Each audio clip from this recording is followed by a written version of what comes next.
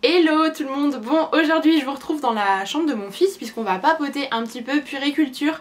J'avais fait une première vidéo au sujet des indispensables qu'on avait eu de 0 à 6 mois et aujourd'hui c'est la suite logique. On va parler des essentiels de 6 à 12 mois, en tout cas ceux que nous avons eu pour notre fils. Par rapport à la première vidéo, évidemment les besoins de mon fils ont évolué, il a grandi et donc il y a des choses qui sont assez différentes. Donc c'est parti.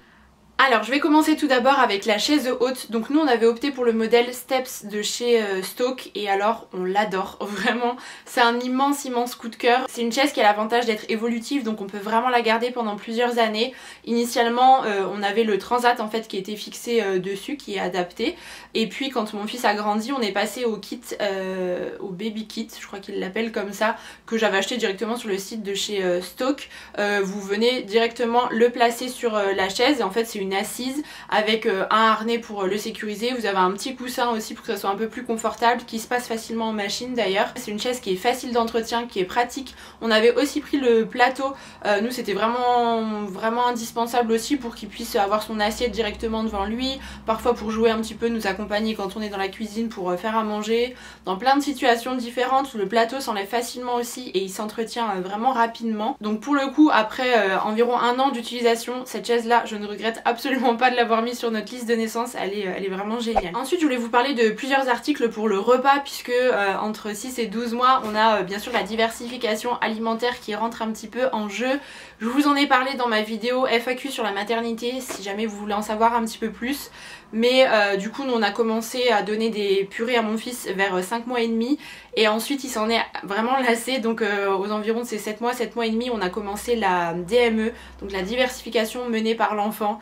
C'était vraiment génial et ce qu'on a particulièrement aimé avoir pour la DME c'est le plateau et le bavoir de la marque Tididot. Donc en fait c'est un très grand plateau plastifié comme ça que vous placez autour de la chaise, donc de l'enfant. Ça fait comme une grande soucoupe, une soucoupe volante. Et en fait vous avez un tablier, un bavoir qui se fixe avec un scratch, donc vous l'enfilez sur votre enfant et ça fait une petite protection. Donc en fait au début quand vraiment on est dans la découverte, voilà, il y a les aliments qui ont tendance à aller un peu partout, bah en fait ça évite que votre sol soit complètement tapissé d'aliments, que ça tombe dans la chaise, le coussin, les tissus, les lanières, enfin après c'est un enfer à nettoyer. Là vraiment ça facilitait totalement le truc.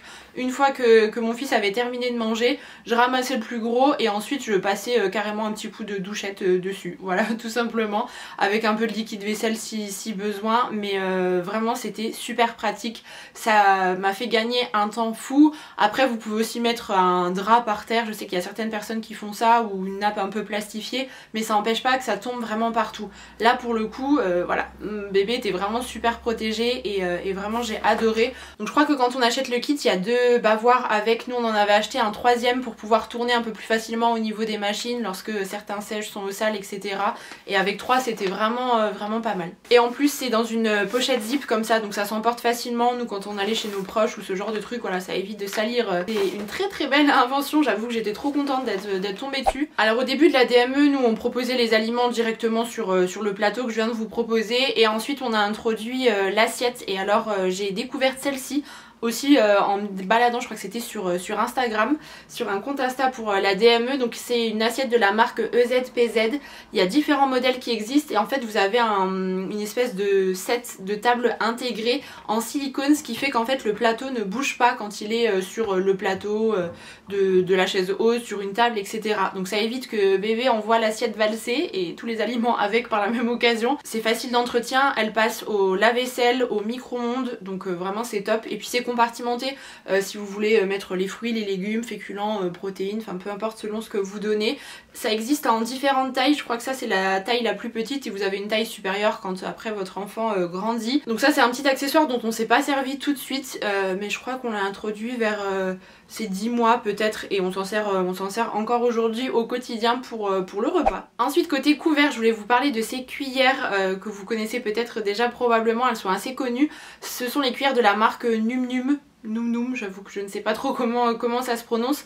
En fait, pour les premiers moments où bébé porte les choses à la bouche, c'est assez sympa. C'est des cuillères un peu particulières, elles ne sont pas creusées, donc elles sont totalement plates. Donc vous avez une cuillère avec un trou ici et une qui est un petit peu plus remplie mais mais vraiment texturée. Donc en fait déjà, dans un premier temps, moi je les avais données à Com pour qu'il il découvre un petit peu, qu'il se familiarise un peu avec l'objet avant que qu'il la mette dans la bouche avec les aliments. Ça permet de stimuler un petit peu la bouche, la langue, etc. Et donc grâce à ce trou, en fait ça évite que l'aliment ne tombe quand bébé va le porter à sa bouche. Donc par exemple si vous mettez je sais pas, du yaourt nature à l'intérieur, lorsque bébé le met en bouche, il aura quand même une certaine quantité d'aliments et c'est plutôt pas mal. Vraiment Com les a beaucoup appréciés. J'avoue que maintenant on s'en sert un peu moins, on est passé à des cuillères un petit peu plus classiques, mais en tout cas pour les premiers mois de la diversification c'était trop top. Ensuite je voulais vous parler biberon et allaitement. En fait moi j'ai allaité mon fils exclusivement pendant 9 mois et à 10 mois on a commencé un allaitement mixte avec un biberon le soir notamment, et je voulais partir sur une marque de biberon qui soit assez compatible avec un allaitement mixte, et sous les conseils d'une copine qui est sage-femme, je suis partie sur la marque Mimi Jumi. Je sais pas si vous les connaissez, ce sont des biberons qui se présentent comme ça. En fait c'est la tétine qui est un petit peu particulière. En fait la tétine reprend la couleur et puis la forme du sein maternel, ce qui favorise un petit peu la transition sein et tétine, et on n'a eu aucun souci, vraiment Com les a de suite acceptés. Ils les utilisent encore aujourd'hui, on est toujours en allaitement mixte à l'heure où je vous parle. Ils existent en 2 tailles différentes, je crois que c'est 120 et ça c'est un 240. Je les trouve vraiment fantastiques, et aussi ils sont super faciles à nettoyer puisque vous avez la tétine qui est d'un bloc comme ça. Vous n'avez pas le petit truc en plastique rond plus la tétine à insérer dedans, je sais pas comment ça s'appelle. Vous m'avez comprise je pense, mais voilà, dans le principe vraiment ce sont des biberons qu'on adore, et du coup voilà, je peux que vous les recommander à tester. Après si jamais ça peut convenir à votre bébé, si vous voulez partir sur un allaitement mixte. Dernière chose dont je souhaitais vous parler par rapport à l'alimentation, c'est le robot Baby Cook de chez Béaba, qui est vraiment très réputé dans la marque. Donc nous on s'en est servi au début quand on faisait les purées pour cuire les aliments. C'est super pratique puisqu'en fait c'est un 2 en 1. Vous pouvez cuire à la vapeur et mixer dans le même robot. Donc ça évite d'avoir plein de vaisselles différentes, et en plus c'est un robot qui est pas trop imposant, donc ça prend pas une place folle. Nous en plus on a un plan de travail qui est assez petit, donc c'était plutôt cool. Donc à la maison on s'en est servi pendant 2 mois pour vraiment cuire et mixer les aliments ensuite, et quand on a commencé la DME on s'en servait toujours mais pour cuire à la vapeur quand on faisait des petits morceaux de légumes, et aujourd'hui je m'en sers toujours pour faire les compotes de mon fils en fait, donc à nouveau pour cuire et pour mixer. C'est vraiment un vrai essentiel. Au début je me demandais un petit peu si j'allais vraiment m'en servir autant que ça, et finalement je ne regrette absolument pas d'avoir opté pour ce modèle là. En plus il est facile à entretenir, tout passe au lave-vaisselle, la cuve, le petit panier vapeur, donc vraiment c'est trop pratique. Vraiment c'est aussi une très belle invention et je peux vraiment vous le recommander. Il existe il y a différents modèles qui existent. Il y a aussi la double cuve. Nous on a le modèle assez simple avec une seule cuve, et pour le coup ça a été très bien comme ça. Ensuite on va parler sac à langer. Je vous avais présenté un modèle dans la première édition de cette vidéo, donc de 0 à 6 mois. C'est un sac à langer classique qu'on porte, vous savez, en bandoulière de la marque Cam Cam qu'on adore, mais on a complété avec un sac à langer à dos en fait, qui nous a, c'est quelque chose qui nous manquait un petit peu, notamment pendant l'été dernier. On était un peu plus en vadrouille pendant les vacances, etc. Le format sac à dos est quand même beaucoup plus adapté.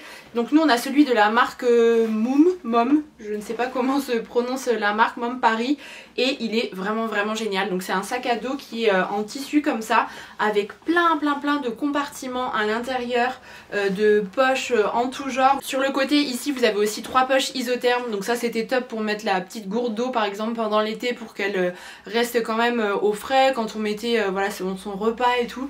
C'était vraiment génial. Il a une grande capacité de 30 litres, donc du coup on a vraiment pu mettre tout ce dont on avait besoin. On s'en sert encore aujourd'hui. Du côté vous avez 2 grandes poches, ça c'était génial parce que quand on partait par exemple se balader, on pouvait aussi glisser notre gourde à nous du côté. Vraiment il est super bien pensé, et puis on va pas se mentir qu'il est quand même particulièrement joli.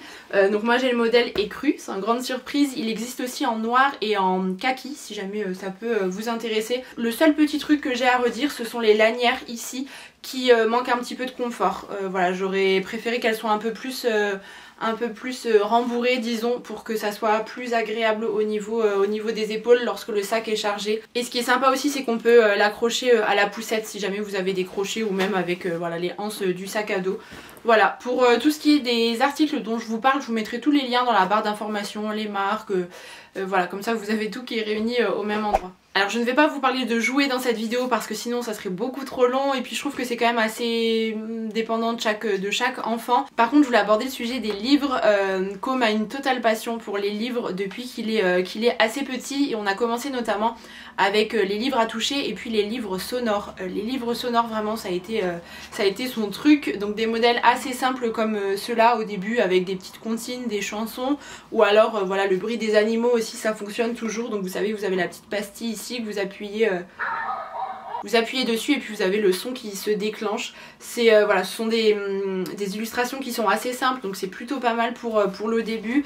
On a aussi celui-ci qu'il a adoré, qu'il aime encore beaucoup aujourd'hui sur les instruments. Vous avez des gros boutons sur lesquels appuyer, donc ça c'est un peu plus simple pour les enfants du côté, il est super sympa aussi. Mais c'est vrai que les livres sonores en général ça plaît quand même pas mal aux enfants, ça stimule leur sens et c'est assez bien conçu. Il y a plein de collections différentes qui existent. À chaque fois que je vais à Cultura j'ai envie d'acheter tout le rayon, mais vraiment c'est trop chouette, et voilà, gros coup de cœur en tout cas pour ça.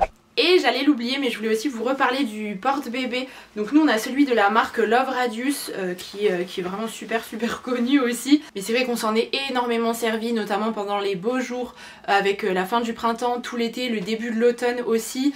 Mais en tout cas de ces 6 à ces 12 mois ça a été vraiment un énorme favori. Il est vraiment bien pensé, il est très confortable, vous voyez au niveau des anses. C'est vraiment bien épais, donc voilà, ça ne blesse absolument pas. Voilà, bébé était vraiment bien assis. Vous avez un petit boudin à mettre ici dans le kit naissance quand il est petit. Nous ensuite on l'a évidemment retiré puisqu'il était suffisamment grand pour pouvoir l'enlever. C'est un porte-bébé qui est vraiment confortable, physiologique aussi, et ça c'est primordial. Et ce qui est bien, c'est qu'il est assez compact mine de rien. Vous voyez, nous on le roulait comme ça. Et il est facile à emporter quand voilà, vous partez en vacances, même si vous partez en avion. Nous on le mettait facilement dans les valises, etc. pour pouvoir l'avoir à chaque fois avec nous. Et vraiment c'était top si jamais vous faites voilà, des petites randonnées, des balades en forêt, en pleine nature, ou voilà, vous n'avez pas forcément envie d'avoir une poussette. C'est vraiment un immense indispensable. Dans la première vidéo je vous avais aussi parlé du tapis de jeu, du lit parapluie et du matelas allongé, et en fait on continue de s'en servir, on les aime toujours autant après tous ces mois d'utilisation. Donc voilà, je vous réfère à la vidéo si jamais vous voulez en savoir un peu plus. Je vais pas me répéter, ça serait un peu dommage, mais voilà, en tout cas on les utilise encore maintenant. Et sinon je crois que j'ai fait un petit peu le tour des indispensables pour mon fils de ses 6 à ses 12 mois environ. J'espère que cette vidéo pourra vous être utile, parce que c'est vrai que parfois on est un petit peu perdu tant le choix des objets, articles, etc. en matériel de puériculture est large. Voilà, ça vous permet peut-être d'avoir un retour en tout cas sur tout ça. Et puis voilà, je ne sais pas si je continuerai ce genre de vidéo, puisque c'est vrai que plus voilà, nos enfants grandissent, moins on a besoin de matériel aussi, donc à voir, je verrai au feeling. Et sur ce, bah écoutez, je vous embrasse très fort, et puis on se dit à la semaine prochaine où on parlera construction.